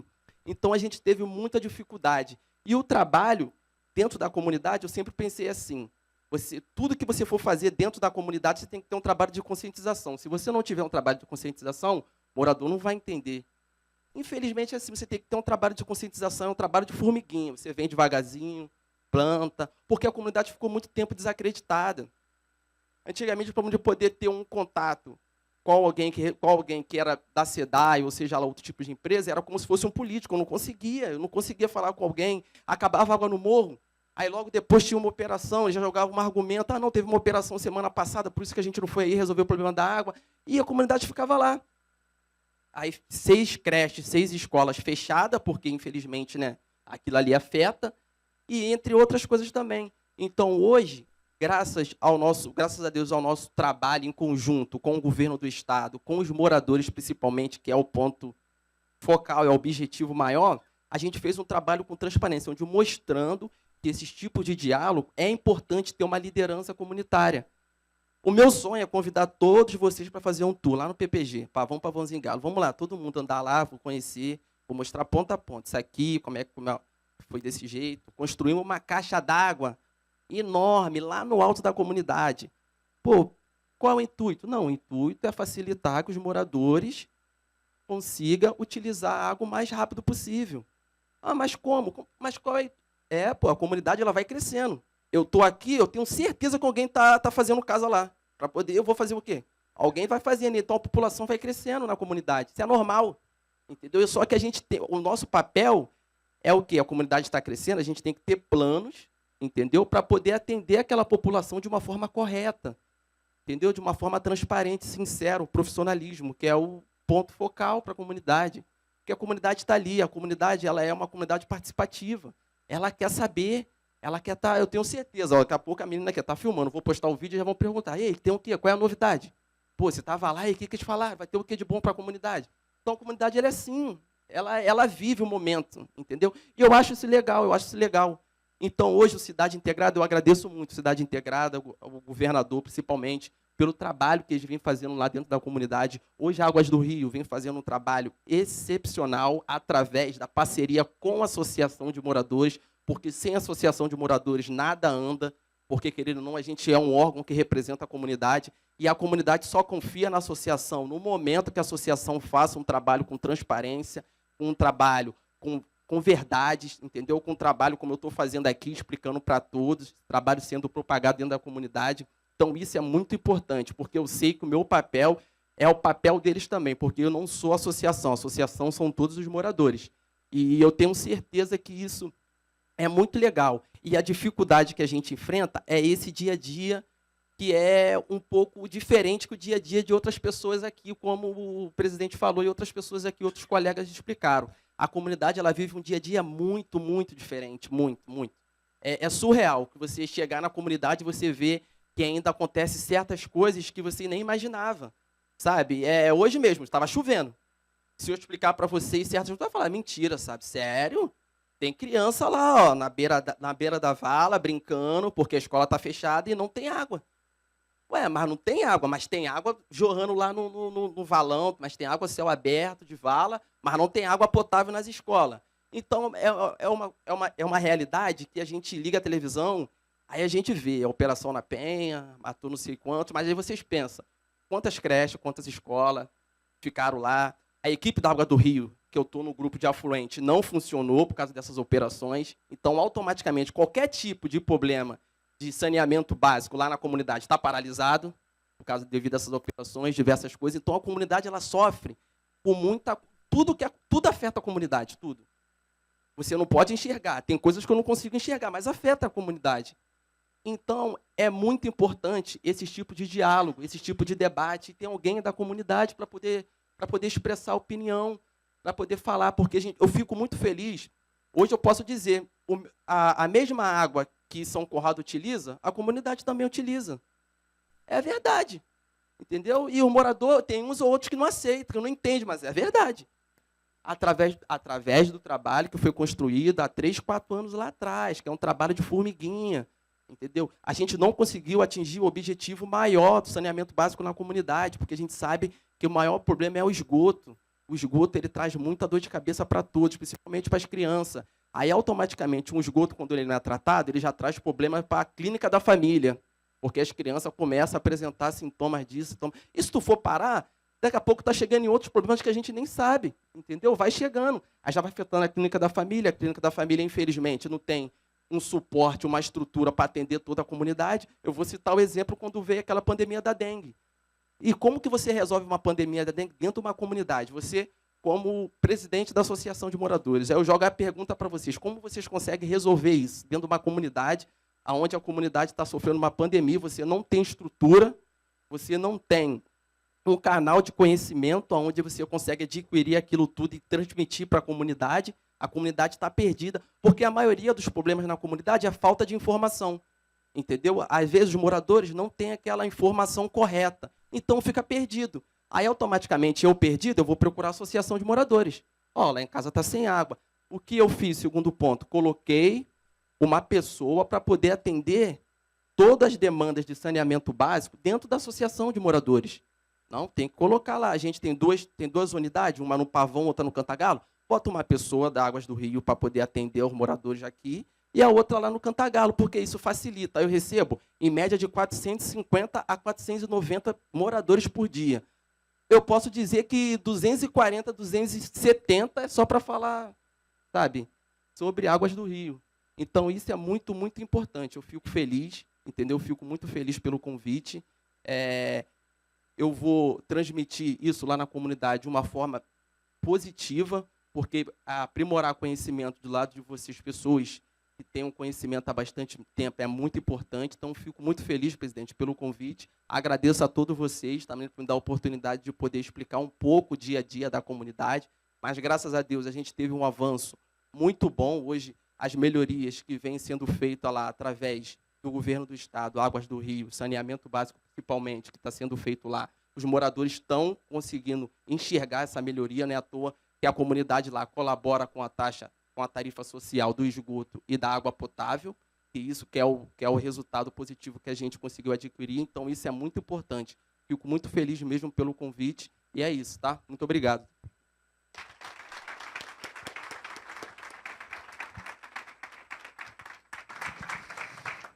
Obrigado, Sávio. Eu acho que tem muita gente aqui que não conhece e não tem a experiência de comunidade.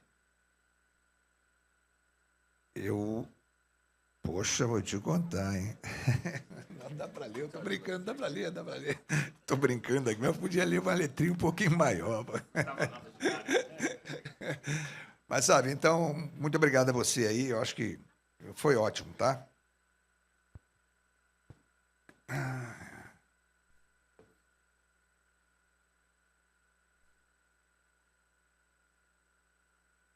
Bom, vamos lá. Essa pergunta vai para a Genersa. É pergunta da Daniela. Qual apoio é requerido pela agência para maior celeridade na aprovação dos projetos técnicos, visando as metas de curto e médio prazo?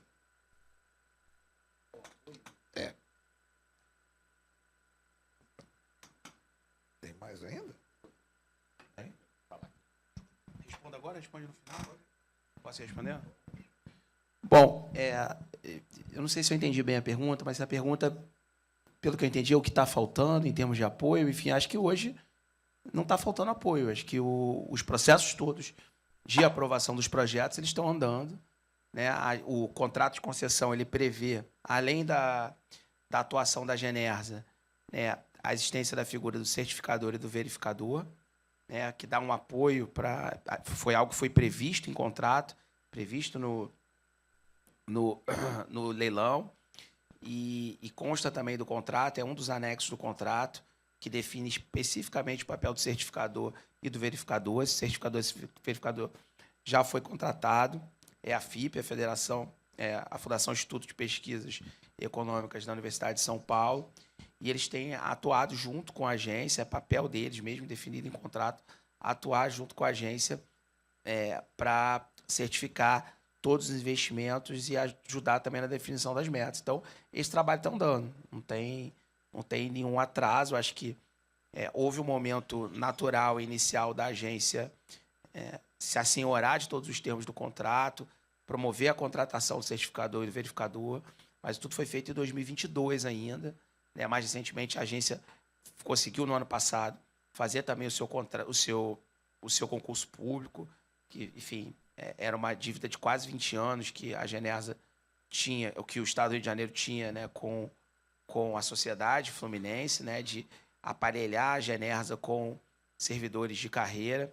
Esses servidores já começaram a trabalhar desde o começo do ano, depois de um amplo processo de capacitação, houve concurso, foram aprovados, passaram por um processo de quase 6 meses de capacitação, começaram a trabalhar no começo do ano.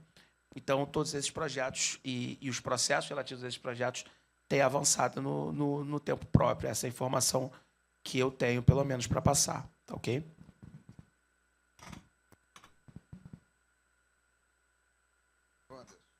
Wanderson, essa é para você. Rita Rocha, ex-presidente da Companhia de Saneamento Maricá. A pergunta é longa, eu vou procurar aqui. Tem uma... A Genersa foi citada aqui, não sei se você vai querer responder alguma coisa, mas a Genersa foi citada, então vamos lá. Wanderson, com sua vasta experiência de fiscalização e agente regulador, como os municípios médios como Maricá, cerca de 200 mil habitantes, podem melhorar a relação com o prestador de serviço? Ou não há um caminho claro e institucional para gerir de maneira pactuada os recursos investidos pela Prefeitura e Águas do Rio na urbanização da cidade? Aí cita aqui, a Genersa é muito distante hoje do dia a dia, da gestão e uso do solo urbano da cidade. Deu para entender? Vamos, na verdade, né, tem um desafio, né, local, né, das prefeituras, que essas obras acabam acontecendo nas cidades, né? Isso exige uma proximidade, né, das concessionárias com as prefeituras, né? Então isso é algo que, né, que se precisa de alguma forma avançar, né? A gente tem, né, obviamente, um lado de regulador, né, desse contrato de concessão da Zona Oeste, e aí é muito importante porque, na verdade, a gente regula um contrato. Então, a gente está ali olhando metas, indicadores, e, né, a gente não está ali, em geral, olhando o projeto, porque não é isso, a gente não fiscaliza, né, a gente fiscaliza as metas, os indicadores, né, e tudo que está lá, né, uma série de indicadores que está no contrato. É uma forma de fiscalização diferente, não é aquela ideia da fiscalização da obra, né? Isso, às vezes, é um pouco difícil, né? A Genersa tem que estar lá olhando o buraco. Não é isso, porque senão a gente teria que fazer né, assim como a Rio Águas, ter um batalhão de pessoas para olhar cada buraco que se faz aí. Então, né, a visão é um pouco diferente, né? Mas, obviamente, isso tem um impacto nas prefeituras, né? Na fiscalização, né? Aqui mesmo na Prefeitura do Rio, você tem uma comissão, né, que é Secor Vias, né, que é uma comissão de obras e reparos em vias urbanas. Então, toda a intervenção da concessionária vai para esse colegiado, onde tem lá, além da Fundação Rio Águas, né, para avaliar uma possível interferência, né, com outras redes, né, tem lá todos os outros órgãos da Prefeitura e existe uma aprovação, né, e uma licença para que essas intervenções aconteçam, né? Então, existe lá um colegiado e essa aprovação acontece nesse colegiado dentro aqui, no caso da Prefeitura. Eu acho que isso é uma ideia, né, que a gente que pode, obviamente, como alguém falou, né, a Prefeitura tem aí a função de legislar e regular o uso da ocupação do solo. Talvez isso seja aí uma possibilidade para os outros municípios, né, organizar uma comissão com todas as secretarias e os órgãos que estão afetos ali ao assunto, né, para que possa organizar isso de alguma forma. Eu não sei como é que está acontecendo em geral nos outros municípios, mas isso é a experiência que a gente tem aqui no Rio de Janeiro. Além disso, a gente, para essas, como eu falei, para as áreas irregulares, né, onde tem uma verba específica, a gente criou esse comitê interno, onde a gente discute a aplicação e criamos alguns critérios de hierarquização. Então, em geral, onde a gente já está atuando, a concessionária entra, a gente tem algumas parcerias de fazer a rede fina, e a concessionária, às vezes, faz as obras de retaguarda, né, a ligação de água, ou a extensão para a rede né, coletora mais próxima. Isso tem funcionado, a gente tem uma boa relação, né, com as concessionárias aqui no Rio de Janeiro. Obviamente, cada um defendendo seus interesses, e eu acho que isso realmente é um desafio, como é que os municípios conseguem, de alguma forma, participar mais ativamente disso, né? A regulação, obviamente, é da Genersa, né?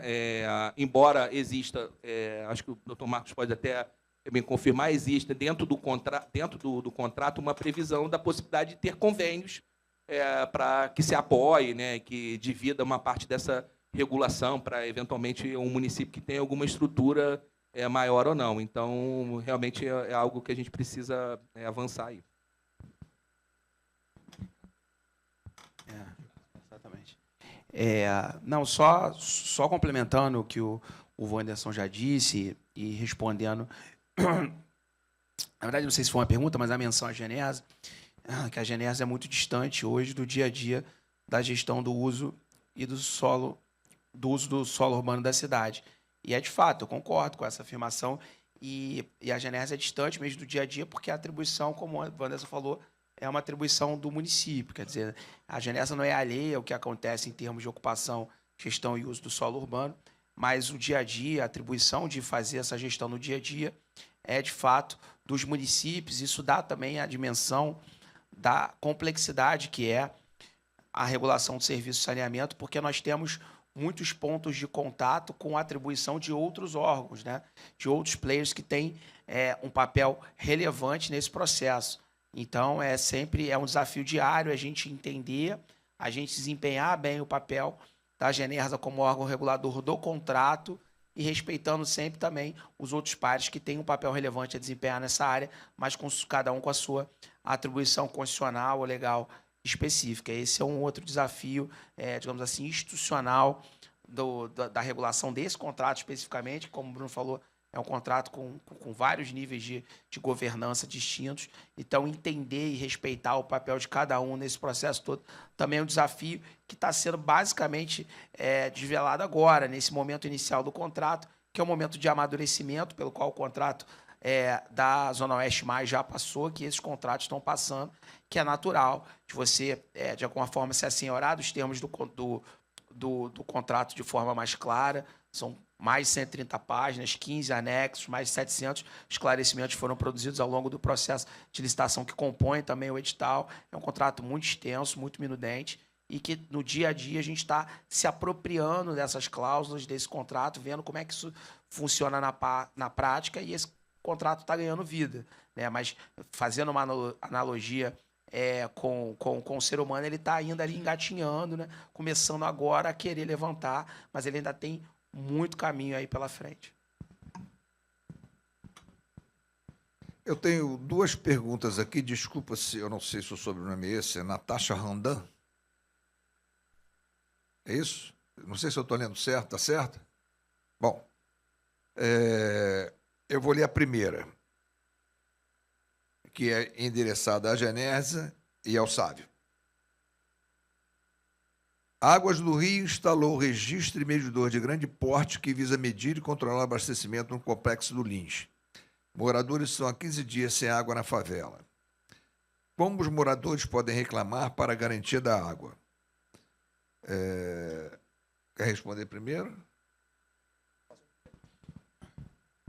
Bom, primeiro, antes de mais nada, recorrer aos canais da Genersa e da concessionária, né?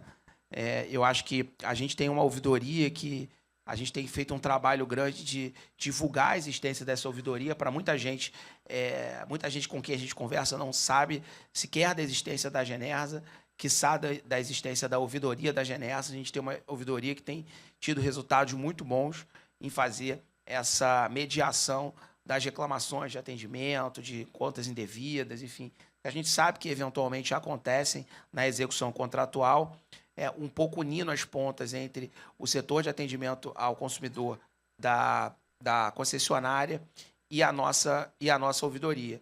A gente faz o monitoramento, a gente coloca as partes em contato, a gente acompanha o desenrolar de cada uma das reclamações que são apresentadas para a agência, e caso a situação não seja resolvida pela concessionária no tempo próprio, isso pode gerar um processo regulatório específico e a concessionária pode vir a ser sancionada de acordo com as sanções previstas no contrato por conta de algum problema de atendimento. Então, fundamental é que as pessoas comuniquem qualquer problema de abastecimento ou de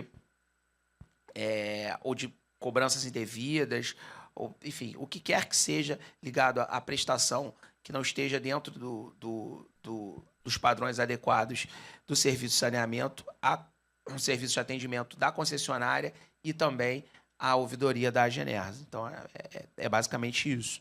Eu não tenho aqui, mas eu posso deixar depois com a organização para divulgar os nossos canais de atendimento. A gente tem atendimento via WhatsApp, via e-mail, enfim, via telefone, redes sociais, todos os canais de atendimento que a gente utiliza atualmente para ter contato com a população. Tá bom? Sabe, eu acho que, no tocante à tua parte, eu acho que é mais dizer, porque dentro do que ela diz aqui, moradores são 15 dias sem água na favela. Como os moradores podem reclamar para a garantia da água? Eu acho que, se tratando de um complexo, como é que o complexo faz para reclamar a parte da água? Eu acho que é isso aí. Então, a medida correta, a gente tem um meio de comunicação que se chama PPG informativo, aonde você colhe as informações todas que acontecem na comunidade e dali a proprietária da página, que administra, ela direciona para cada órgão. A comunidade, o que a gente fez? A gente também separou que nem o governo do estado. A comunidade tem secretaria, a gente fez isso. Tem um que é responsável do evento, tem um secretário que cuida só da parte da limpeza da comunidade. Aí, no caso, é como se fosse uma colube na comunidade. Tem outro que faz a parte de o quê? Vamos dizer assim, choque de ordem na comunidade. A gente precisa de asfalto, a gente precisa daquilo. Vai lá no Luan, do Cantagalo, que ele é responsável. As coisas só vêm chegar até mim ou o meu tio, que é o presidente, quando a situação foge do controle. Então, a maioria, quando acontece esse caso assim, que está sem água há 3, 4 dias, ou então até 15, que é o extremo, o que a gente faz? A gente entra em contato diretamente com o diretor, porque muitas coisas, às vezes, a empresa não sabe também. Então, o canal de comunicação, o mais prático é você entrar em contato com o PPG informativo, que eles entram em contato conosco e passa a situação que está acontecendo na comunidade. A gente imediatamente liga para o grupo de afluente que a gente tem no WhatsApp e eles colocam uma equipe à disposição. Mas, no certo, quando a emergência, quando a gente tem que abrir o protocolo lá na Associação de Moradores para a equipe ir lá em 24 horas resolver o problema. Se não for emergencial, a gente faz desse caminho que é para resolver logo. Beleza. Ainda da Natasha, mais uma. E nós vamos agora, eu acho que vamos encerrar, porque estamos estourando o tempo já. Em 11 meses, também da Natasha, né? Essa pergunta está endereçada para a Agenersa, mas eu vou ver se o Bruno quer falar alguma coisa. Em 11 meses, cerca de 13 rompimentos de adutoras ocorreram, devido ao aumento de pressão e encanamento antigo. Muitas pessoas sofreram e morte também ocorreu. O que vão fazer para que não ocorra mais rompimento de adutoras? Eu acho que isso tem um lado técnico e tem um lado... Você quer colocar alguma coisa? Falar junto. Vamos lá. Vamos começar da história do ovo da galinha, né? Que veio primeiro. Isso não é uma situação fácil, como não é uma situação fácil em nenhum lugar, né? Nós temos quilômetros e quilômetros de adutoras com a ocupação das áreas não edificantes. Já estava assim. Isso é grave. Grave. Por que isso é grave? O diâmetro dessas adutoras vão chegar a 1,8, 1.800 milímetros. Quando esse troço rompe, não é brincadeira, tudo voa. E aí ocorre o que não deveria nunca ocorrer, alguém morrer. Né? Isso é grave. Mas a gente tem que tratar isso, não adianta enfiar a cabeça debaixo do problema, ele não vai sumir. Ele não vai sumir, porque isso é um problema social, inclusive. Então, tem que estar junto todo mundo. Nós estamos participando exatamente de frente com esse problema. Tipo assim, não tem como. Você tem que fazer aonde pode, você faz regularização fundiária, aonde você não pode, você vai ter que enfrentar o problema de fazer reassentamentos, indenizando adequadamente as pessoas. Mas isso é uma função de uso e ocupação do solo. Né? Então, a gente tem que enfrentar esse problema, ele é grave na nossa região metropolitana, não é brincadeira. O Rio de Janeiro é uma cidade muito consolidada, tem lugares aqui que as grandes adutoras passam em áreas centrais, não é impossível nem você tirar de cima. É impossível, não tem como resolver. Então, agora, em relação à idade, é só fazer só um tempo, que não é só a idade que pode dar algum tipo de problema. Porque se eu tenho uma tubulação de concreto, não é a idade que vai dar esse problema para rompimento. Cada caso onde tem um rompimento tem que ser estudado, né? É lógico que se ocorre vítima, ocorre uma coisa, todo mundo fica comovido porque não deveria acontecer. Mas a gente tem que estudar e ir dando soluções para cada linha dessa.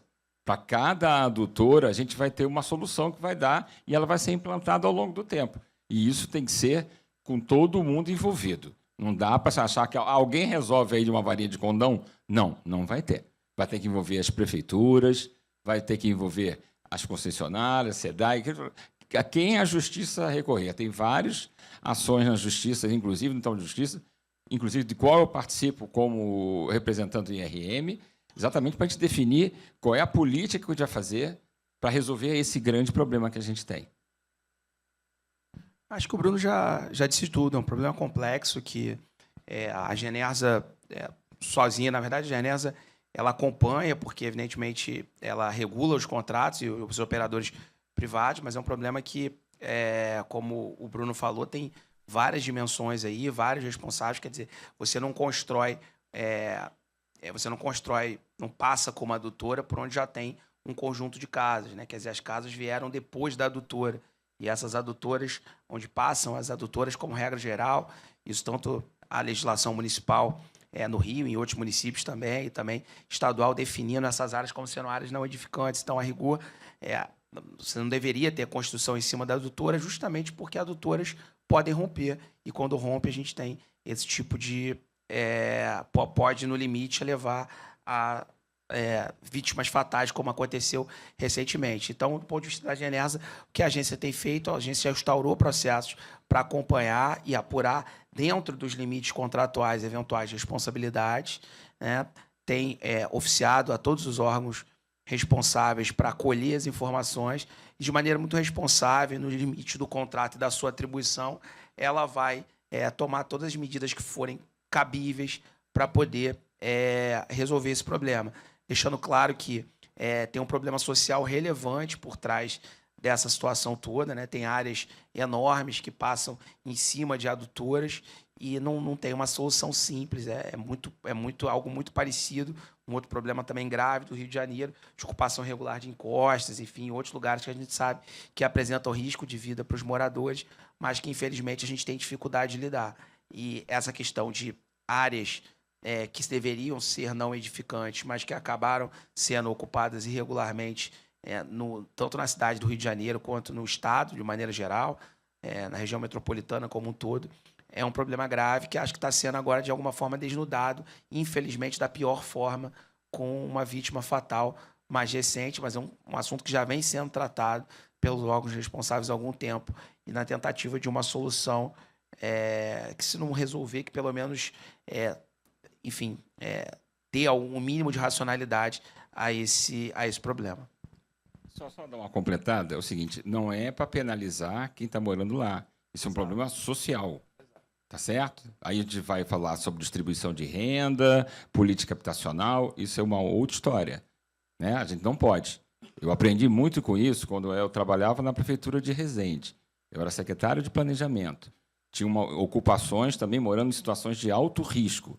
Aí eu fui lá para entrevistar as famílias, falei assim, uma família, um chefe de família, eu entrevistando ele, eu falei, você precisa sair daqui, você está numa situação de risco. Estava ele, a mulher e 4 filhos. Aí ele virou para assim, Bruno, situação de risco, eu estava quando eu estava na rua com a minha família. Eu falei, sim, senhor. Saí de lá, chorei um pouco, voltei para a prefeitura, fiz um projeto de engenharia, apresentei para o prefeito para fazer uma construção de um pequeno conjunto habitacional, de pequenas casas, e eu consegui relocar aquelas pessoas. Então, o risco é uma condição muito difícil. A gente tem que tratar isso tudo com muito carinho e com muito amor. Então, gente, só fazer um parênteses aqui, contar uma coisa que parece que é brincadeira, mas nessas faixas de adutora, ao longo aí nós temos aí ao longo delas, lembro da época que eu trabalhei na área operacional e fazia manobra em adutoras, e uma adutora que passava numa faixa, de repente ela foi invadida, aquela faixa foi invadida e nós passávamos lá, era difícil de acessar e a gente deixava um volante que devia ter uns 80 centímetros mais ou menos de diâmetro e deixava aquele volante lá. Soldamos, né, o volante para ele não ser retirado. E esse volante, acho que todo mundo conhece, é aquele que, para fazer a manobra, o pessoal pega, é tipo um volante de carro. E uma vez nós chegamos para fazer a manobra, fizemos, o pessoal já estava avançando, nós avisamos, não teve jeito, passou, voltamos lá em 15 dias, já tinha um barraco plantado em cima do registro, o volante ficou por dentro, e nós entramos, o volante estava na sala, né? Entre aspas, estava na sala, já com a madeira em cima, virou a mesa. E o cara não deixou a gente fazer a manobra, tivemos que ir embora, chamar a polícia e, bom, isso é só para dizer o que acontece por aí, dar um exemplo, né? É difícil isso, é muito difícil, é um trabalho muito sério e hoje isso está com uma invasão imensa, tem todo um trabalho que precisa ser feito. Gente, muito obrigado. Doutor Eduardo, eu ia agradecer, mas você voltou, graças a Deus, espero que tenha resolvido lá o problema. Agradecer, doutor Eduardo, doutor Marcos, doutor Bruno, Wanderson, Sávio, pela tranquilidade e a forma como passaram as informações e principalmente como me deixaram muito à vontade aqui para poder moderar ou mediar, mas principalmente estar aqui à frente. Obrigado a todos aí. Claro. Só um lembrete, quem não é associado à ABS, pode se associar, tá? Passa lá no stand que tem ficha lá fácil, só vai pagar anuidade ano que vem. Vendi meu peixe. É o Vale Brinde, tá ótimo. Muito obrigada pela participação, por esse debate esclarecedor. E, Sávio, eu queria dizer o seguinte, a sua mãe pode não participar da associação, mas ela é a cabeça pensante dessa associação, viu? Manda parabéns para ela. Obrigada.